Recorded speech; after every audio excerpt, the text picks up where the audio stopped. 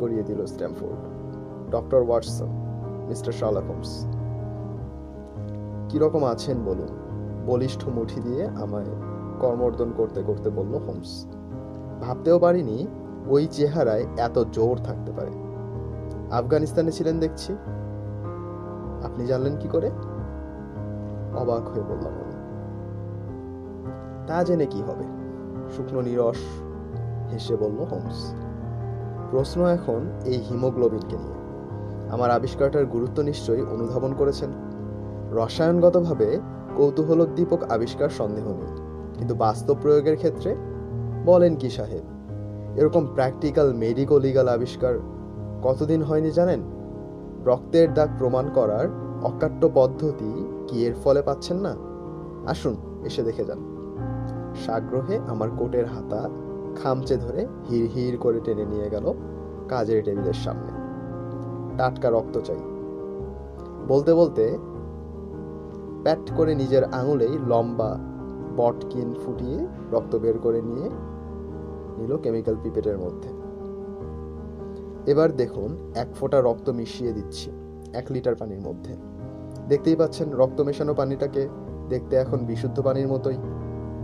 রক্তের অনুপাতে কিন্তু 10 লাখের 1 ভাগ, তার বেশি নয়। তা সত্ত্বেও রিয়াকশন আমরা দেখতে পাবো। বলেই কয়েক টুকরো সাদা ক্রিস্টাল ছুঁড়ে ফেললো পানির মধ্যে। তারপর ঢাললো কয়েক ফোঁটা স্বচ্ছ তরল পদার্থ। সাথে সাথে ম্যাটমেটে মেহগনি রং হয়ে গেল পানিটা, এবং খানিকটা বাদামি ধুলো থিতিয়ে পড়লো কাচের জারের তলায়। হা হা হা, কেমন? এবার কি বলবেন? নতুন খেলা পেয়ে বাচ্চা ছেলের হাততালি দেওয়ার মতো হাততালি দিয়ে পরম উল্লাসে বলল হোমস। আমি বললাম, দেখে তো মনে হচ্ছে টেস্টটা খুবই সূক্ষ্ম। Beautiful, beautiful. মান্ধাতার আমলের গুয়াইকাম টেস্টটা যেমন লট ঘটে তেমনই অনিশ্চিত। মাইক্রোস্কোপে রক্তকণিকা পরীক্ষাও তাই। রক্তের দাগ কয়েক ঘন্টার বাসি হলে তার পরীক্ষার প্রশ্নই ওঠে না। এই টেস্টে কিন্তু ধরা যাবে রক্তটা বাসি নাকি টাটকা।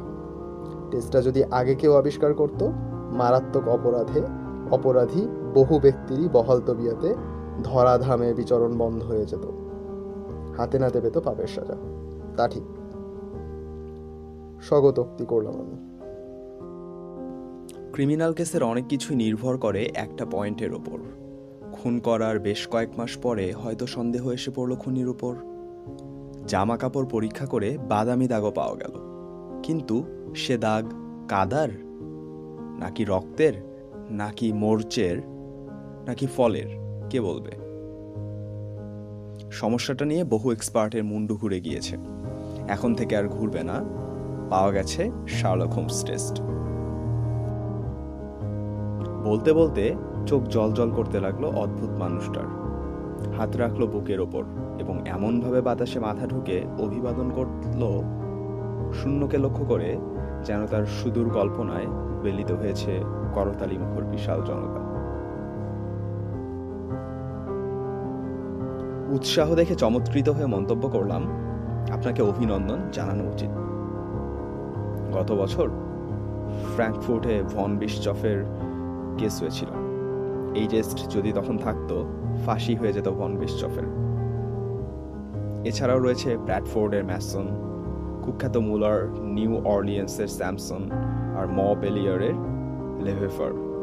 এক কড়ি মামলা এক্ষুনি বলতে পারি। প্রতিটি কেসেই অকাট্য হতে পারত এই টেস্ট। হেসে ফেলল স্ট্যামফোর্ড, বলল, তুমি যে দেখছি একটা চলন্ত ক্রাইম ক্যালেন্ডার। এই লাইনে একটা কাগজ বের করে ফেলো। পুলিশের অতীত সংবাদ ভালো চলবে, পরে ইন্টারেস্ট পাওয়া যাবে। আঙুলের ক্ষততে স্টিকিং প্লাস্টার লাগাতে লাগাতে বলল হোমস, আমার দিকে চেয়ে একটু হেসে। একটু সাবধান হওয়ার দরকার আমার। বিষ নিয়ে কাজ করি তো। হাত বাড়িয়ে দিতে দেখি বিস্তর স্টিকিং প্লাস্টার লাগানো হাতের চারদিকে। অ্যাসিডেও বিবর্ণ হয়ে গেছে বেশ কয়েক জায়গা। 3 পায়ার লম্বা টুলে বসলো স্ট্যামফোর্ড আর একটা টুল পা দিয়ে ঠেলে দিল আমার দিকে। বলল, আমরা এসেছিলাম কাজ নিয়ে। ওয়াটসন বাসা খুঁজছে। তুমি বড় ঘ্যান ঘ্যান করছিলে ঘর ভাগাভাগি করে থাকার মতো সঙ্গী পাচ্ছ না বলে। তাই ভাবলাম তোমাদের মিলিয়ে দিই।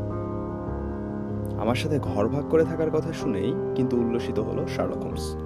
বলল, বেকার স্ট্রিটের একটা বাড়ির ওপর নজর পড়েছে আমার, দুজনের পক্ষে উপযুক্ত। কড়া তামাকের গন্ধ কি আপনার অপছন্দ? আমি নিজে শিপ ব্র্যান্ড স্মোক করি। চমৎকার। কেমিক্যাল নিয়ে থাকতে ভালোবাসি আমি, মাঝে মাঝে এক্সপেরিমেন্টও করি। বিরক্ত হবেন না তো?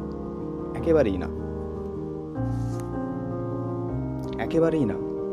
ভেবে দেখি আর কি কি বদ খেয়াল আছে আমার।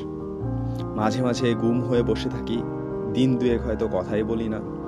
ভাববেন না যেন মুখ ভারী করেছি। একলা থাকতে দেবেন, দেখবেন ঠিক হয়ে যাবে।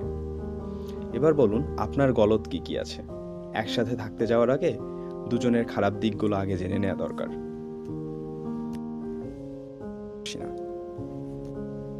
জেরার বহর দেখে না হেসে পারলাম না। বললাম, আমি একটা বুলডগের বাচ্চা পুষি। ঝগড়াঝাটি চেঁচামেচি ভালোবাসি না। নার্ভ আমার অনেক ধাক্কায় কাহিল। মাঝরাতে উঠে বসে থাকি, আর ভীষণ কুড়ে আমি।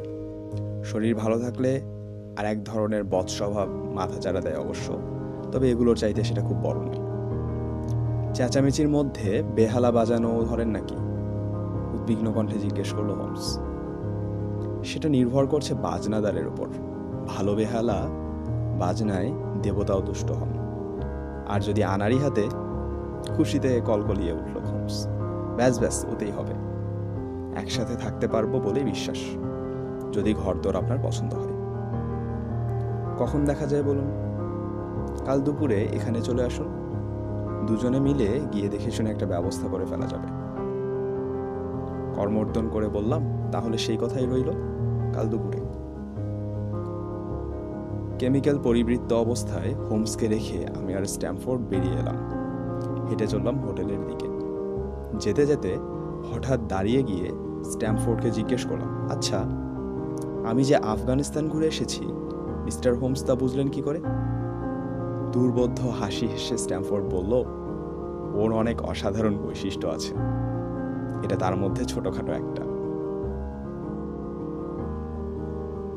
অনেকেই অবাক হয় ওর ক্ষমতায়। অচেনা মানুষকে দেখেই হাড়ির খবর পর্যন্ত বলে দেয়। সে এক রহস্য। রহস্য তো বটেই।